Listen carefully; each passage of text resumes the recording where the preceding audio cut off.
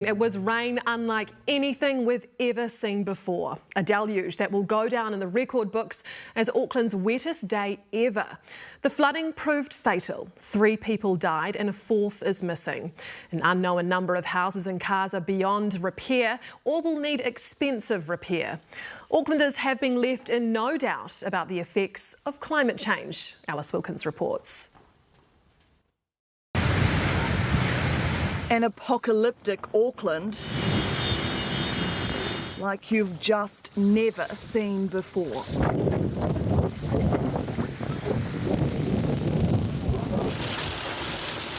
As catastrophic levels of rain fell, bridges were destroyed. Oh, we're not going across that bridge. There it goes. The decking attached to this home swiftly carried off with the land underneath it. Holy shit. I think we've got to go. Yeah. I think we have to go. Buses were submerged, left floating or filled. Roads became fast-moving rivers in a matter of minutes. Rendering cars useless, many abandoned in the street. As more and more homes across the city filled with water. Our carriage right now. That is our front lounge through there. So too did businesses, supermarket groceries floating down aisles.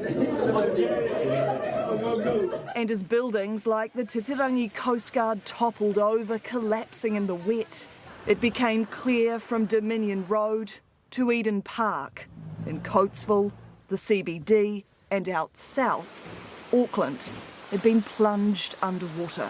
The Met Service has confirmed that yesterday was Auckland's wettest day on record. With more than 1,500 emergency call-outs, every fire crew in the city responded. Rescue teams working through the night, scaling ladders to reach those in need and help them clamber down to safety. But the disaster has claimed 3 lives, 2 people found in flooding at Wairau Valley on the North Shore, another at a Shore Road property in Remuera that was hit by a landslide. Oh my gosh! If the events of last night were terrifying, today's return home for the evacuated was heartbreaking. Safunga Sevi's car was picked up in the floodwater and lifted onto a fence, where it sits surrounded by all of the neighbourhood's rubbish and rubbish bins. She and her family had to swim out of their home yesterday. The water, I think, is up here. But when we're trying to open that door to swim outside.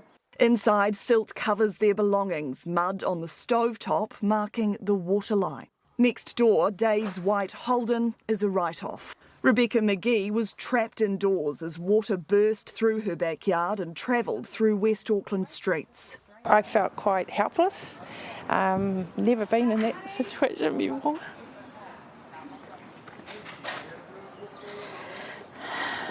It happened real fast. And 90-year-old Ngaro Teri didn't want to leave her home. She had to be carried to a property on higher ground by rescuers. The water, I can't walk. Floodwaters have now receded across the city, but the clean-up will take much longer. And now the focus shifts to the sodden land that's already causing slips, with more rain still to come, but nothing like we've seen in the last 24 hours.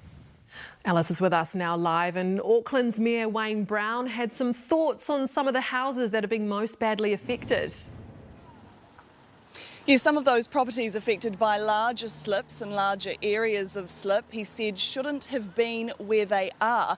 But Mayor Wayne Brown said that's something that will now need to be worked through, as well as the ongoing clean-up and insurance process for many Aucklanders. It's not only been a really disruptive and scary 24 hours for Auckland, but it's going to be a disruptive long weekend, even though the rain has subsided.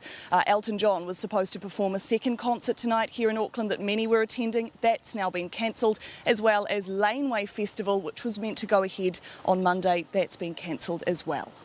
Alice Wilkins live from Herne Bay, Tēnā koe.